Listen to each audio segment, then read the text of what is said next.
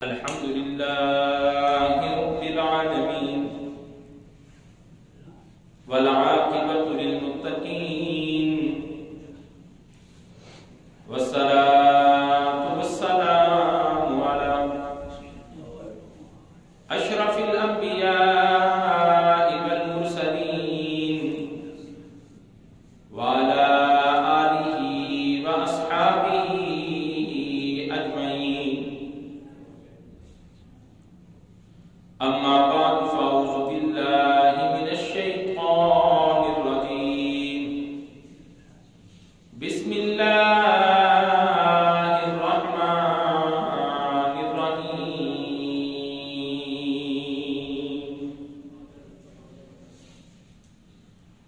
يا أيها الذين آمنوا اتقوا الله وكونوا مع الصادقين.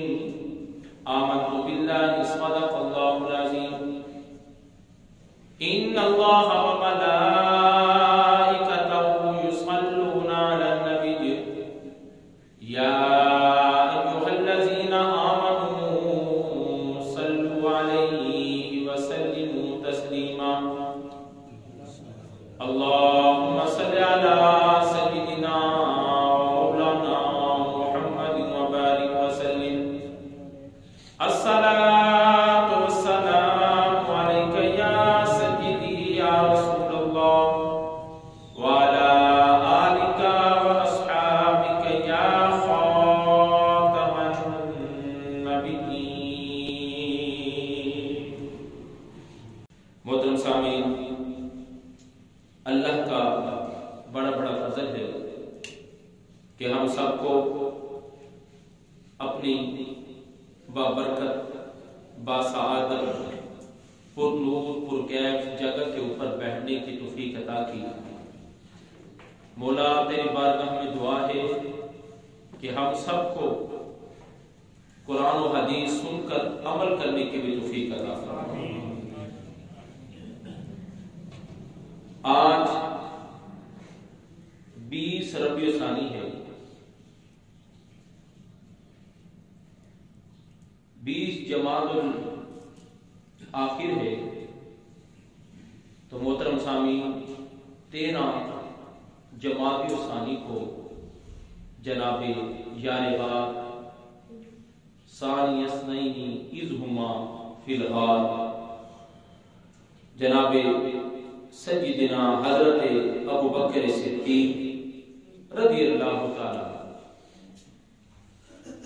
13 جمادی الثانی کو آپ کا وصال مبارک ہوا. عصر اور مغرب کے درمیان ایک روایت کے مطابق آج ان کی سیرت، ان کے فضائل کے اوپر گفتگو ہوگی.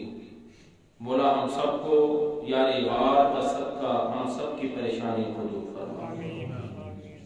یا رب العالمین، حاسدین کی حسد سے، ساحرین کے سحر سے، دشمنوں کے وار سے یا رب العالمین ہم سب کو اپنی امان عطا فرما. کون صدیق اکبر رضی اللہ تعالی عنہ، یہ مہینہ آپ کے وصال کا مہینہ ہے. جناب محمد کریم اگر مکے میں ہے تو تیرا میرا صدیق بھی مکے میں ہے. اللہ کے پیارے نبی اگر مدینے میں ہیں تو جناب صدیق بھی مدینے میں ہیں. آپ میدان عرفات میں ہیں تو صدیق بھی میدان عرفات میں ہیں. آپ مینا میں ہیں تو صدیق بھی مینا میں ہیں.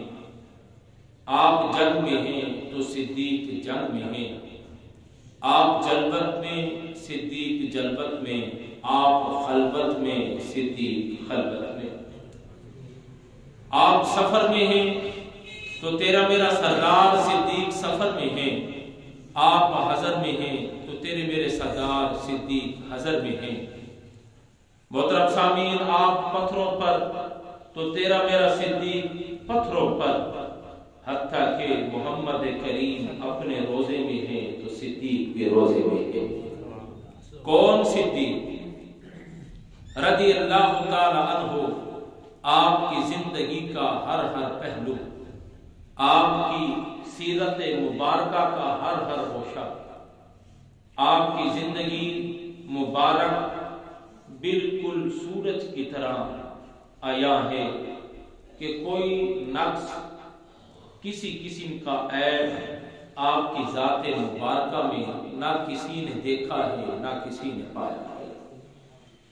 محترم سامعین، اللہ کے پیارے نبی، پیارے رسول صلی اللہ علیہ وآلہ وسلم کا فرمان مبارک ہے کہ جو گوشت حرام کے پیسوں پر پلا ہو تو وہ جہنم کی آگ کا ایندھن ہے۔ محمد کریم صلی اللہ علیہ وسلم کا یہ فرمان عالی شان اس وقت جناب صدیق اکبر نے سنایا جب جم غفیر تھا اور آپ کی کیفیت تبدیل ہو چکی تھی۔ وہ واقعہ کچھ یوں بنا کہ ایک آپ کا چاہنے والا آپ کے لیے کھجوریں تحفے میں لایا۔ جب آپ نے وہ تناول فرما لی تو دل میں شک سا پیدا ہوا اور آپ نے فرمایا کہ یہ تم کہاں سے لائے؟ تو اس نے عرض کی جناب وجہ یہ ہے کہ میں ایمان لانے سے پہلے کہانت کیا کرتا تھا، تو بعد میں اللہ نے مجھے شرف بخشا، میں مشرف اسلام ہوا، لیکن جو میں نے کہانت کی تھی آج وہ شخص مجھے ملا اور کہا جو تم نے بات کہی تھی وہ بالکل سچی نکلی اور میں اس کے عوض تمہیں کچھ دینا چاہتا ہوں۔ تو انہوں نے مجھے کافی سارے کھجوریں دی تو میں نے استعمال کی، اس میں سے جو باقی بچیں وہ میں آپ کی بارگاہ میں لایا ہوں۔ تو آپ نے جیسے ہی اس کا یہ کلام سنا اس وقت آپ کھجوریں تناول فرما چکے تھے۔ اب حلق میں انگلی ماری، کہہ نہ آئی، بڑے ہی پریشان ہوئے، کبھی دائیں طرف جاتے ہیں تو کبھی بائیں طرف جاتے ہیں، کبھی اٹھتے ہیں تو کبھی بیٹھتے ہیں۔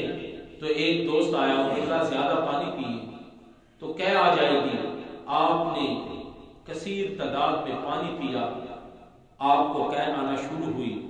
جب جیسے ہی کہہ آئی وہ سارا جو اندر مواد تھا وہ معدہ خالی ہو گیا، سارا کچھ نکل گیا، تو آپ کو چین آیا۔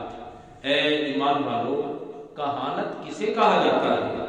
علماء فرماتے ہیں کہ کہانت اسے کہا جاتا ہے کہ جو لوگ ہاتھ کی لکیریں دیکھتے ہیں اور تمہارے مقدر کا حال بتاتے ہیں اور اس کے عوض میں کوئی چیز تم سے لیتے ہیں، کوئی درہم و دینار کا مطالبہ کرتے ہیں، تو یہ کہانت اس کے عوض میں جو روزی ملتی ہے علماء فرماتے ہیں یہ حرام ہے۔ اور کہانت یہ ستاروں کا جو علم رکھتے ہیں اس کے عوض میں کوئی چیز وہ وصول کرتے ہیں، اس کو کہانت کہا جاتا ہے۔ پھر وہ کہتے ہیں کہ ہمارے پاس حاضری ہوتی ہے، جنات آتے ہیں، موکلات آتے ہیں اور وہ ہمیں غیب کی خبریں بتاتے ہیں، پھر وہ لوگوں میں ایسی خبریں پہلے سے عیاں کر دیتے ہیں کہ یہ ہونے والا ہے، اس کو کہانت کہتے ہیں۔ تو علماء فرماتے ہیں کہ ایسی روزی کرنے والا شخص حرام کماتا ہے، اس کو کاہن کہتے ہیں، نجومی کہتے ہیں، شعبدہ باز کہتے ہیں۔ اے ایمان والو، جناب صدیق اکبر رضی اللہ تعالی عنہ تو اپنی حلال روزی کے اوپر اس طرح نگرانی کرنے والے تھے کہ وہ چند کھجوریں جو آپ نے تناول کی جب تک وہ پیٹ سے باہر نہ نکلی آپ اس وقت تک پریشان رہے، بے قرار رہے۔ اور کتنے ہی بے وقوف لوگ ہیں کہ وہ باغ فدق کو اٹھاتے ہیں اور کہتے ہیں کہ وہ باغ فدق جناب سیدنا فاطمہ زہرا سلام اللہ علیہا کا تھا اور اس کے اوپر معاذ اللہ قبضہ جناب صدیق اکبر نے کیا۔ ارے لوگوں، کیا تمہیں اس واقعے کا پتہ نہیں ہے کہ جو چند کھجوریں بھی اپنے پیٹ کے اندر حرام کی برداشت نہ کر سکے وہ جناب سیدنا فاطمہ الزہرا کے حق تلفی کس طرح کر سکتا ہے؟ سبحان اللہ۔ اے ایمان والو، جناب صدیق اکبر کا ہر پہلو، آپ کی زندگی کا ہر ہوشہ محبت رسول سے لبریز ہے، اطاعت رسول سے لبریز ہے، عشق رسول سے لبریز ہے۔ اللہ کے پیارے نبی صلی اللہ علیہ وسلم کے صحابہ جب جناب صدیق اکبر کے قریب کھڑے ہوئے تو آپ نے وصیت فرمائی کہ مجھے جنت البقیع میں دفن کر دینا، لیکن پہلی شرط یہ ہے کہ جب میرا جنازہ پڑھ کر روضہ رسول کے سامنے رکھ کر دروازہ نہ کھولنا، دروازہ کھولنے کی میں اجازت تمہیں نہیں دیتا۔ جناب امیر المومنین ہیں، خلیفہ اول ہیں، کوئی وصیت نامہ جاری کر سکتے تھے، لیکن بات کیا کی کہ میرا جنازہ جب پڑھ چکنا تو روضہ رسول کے سامنے رکھ دینا، دروازہ نہ کھولنا، اور کہنا کہ یا رسول اللہ آپ کا غلام صدیق آیا ہے، آپ کے پہلو میں دفن ہونا چاہتا ہے، اگر اجازت ہے تو دفن کر دیں، اگر اندر سے اجازت مل جائے تو دفن کرنا، وگرنہ جنت البقیع میں دفن کر دینا۔ اب آخری جب یہ وصیت فرما دی تو جنازہ پڑھنے کے بعد صحابہ نے کندھوں پر اٹھا کر معاہدہ شریف کے سامنے رکھ کر حضور کی بارگاہ میں سلام پیش کر کر جناب صدیق اکبر کا یہ کہا ہوا جملہ پڑھ کر آپ پیچھے ہٹ جاتے ہیں تو اندر سے کیا آواز آتی ہے، دوست کو دوست کے ساتھ ملا دو، اور دروازہ خود بخود ملائکہ کھول دیتے ہیں۔ اے ایمان والو، ارے کتنے بے وقوف لوگ ہیں وہ جو جناب صدیق اکبر کی شان کو گھٹانے کی کوشش کر رہے ہیں۔ ارے جو محمد کریم پہلو میں سلائے ہوئے ہیں، ارے انہیں زیادہ خبر ہے یا تمہیں زیادہ پتہ ہے؟ اللہ کے پیارے نبی نے جب اپنے سے جدا نہیں کیا، اور تم ایسی ایسی من کی باتیں اور لعنتی قسم کے اعتراضات ایسی پاکیزہ ہستیوں پر کرتے ہو، جب محمد کریم صلی اللہ علیہ وآلہ وسلم نے جدا کرنا ہوتا تو جدا کر دیتے، معاذ اللہ ثم معاذ اللہ۔ جب انہوں نے ہی جدا نہیں کیا، تم کیوں جدا کرتے ہو؟ اللہ کے پیارے نبی، پیارے رسول صلی اللہ علیہ وآلہ وسلم کے وصال مبارک کے بعد یہ جناب صدیق اکبر کا ہم پر احسان ہے کہ انہوں نے تمام ایمان والوں کو اکٹھا کیا، سنبھال لیا۔ اس وقت طبیعت لوگوں کی بدل چکی تھی، کیفیت بدل چکی تھی، جس کو خبر ملی کہ جناب محمد کریم وصال کر چکے ہیں، جناب عمر فاروق کا حال بھی دیکھنے کے قابل تھا، تو آپ نے کھڑے ہو کر بڑا ہی شاندار خطبہ دیا اور تمام لوگوں کے دلوں کو مطمئن کیا۔ وہ مطمئن آپ نے اپنے الفاظ سے نہیں بلکہ کلام الہی سے کیا، اور کلام الہی پڑھ کر سنایا کہ پہلے بھی انبیاء تشریف لائے اور انہوں نے بھی پردہ فرمایا، اور ہمارے محمد کریم بھی تشریف لائے، اب انہوں نے بھی پردہ فرمایا۔ کیا تم اپنا اسلام چھوڑ دو گے، اپنا دین چھوڑ دو گے؟ جو طریقہ اللہ کے پیارے نبی نے ہمیں سکھایا ہے وہ طریقہ چھوڑ دو گے؟ وہ وحدہ لا شریک جو ہمارا خدا ہے، کیا اس کی عبادت کو چھوڑ دو گے؟ جب آپ نے کلام الہی ان کو پڑھ کر سنایا تو سارے لوگ اس کے اوپر مطمئن ہوئے، ان کے دلوں کو سکون آیا، قرار آیا، یہ آپ کا ہم پر احسان ہے۔ پھر ایک عام جب تنخواہ کا معاملہ ہوا، آپ نے حکومت سنبھالی تو جو تجارت کرتے تھے اس کی طرف توجہ آپ کی گھٹ گئی، اس طرف توجہ زیادہ ہوئی، تو معاشی طور پر گھریلو جو معاملات زندگی ہے وہ متاثر ہونے لگی۔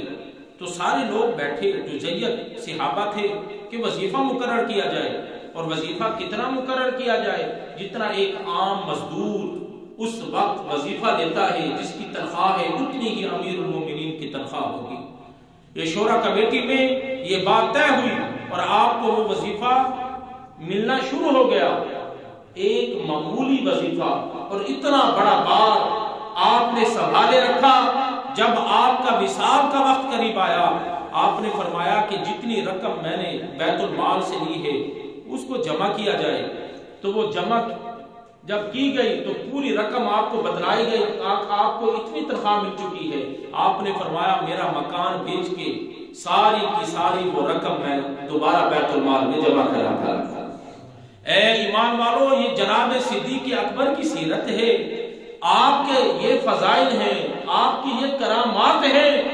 آج کون ہے جو اتنی بڑی باغ ڈور سنبھالنے کے بعد سارا کام رضا اللہ کرے، اور آج کچھ لوگ ان کی شان میں گستاخیاں کریں جن کے بارے میں رب نے ارشاد فرما دیا رضی اللہ عنہم ورضوا عنہ، کہ یہ جو نبی کے صحابہ ہیں میں ان سے راضی ہوں، یہ مجھ سے راضی ہیں۔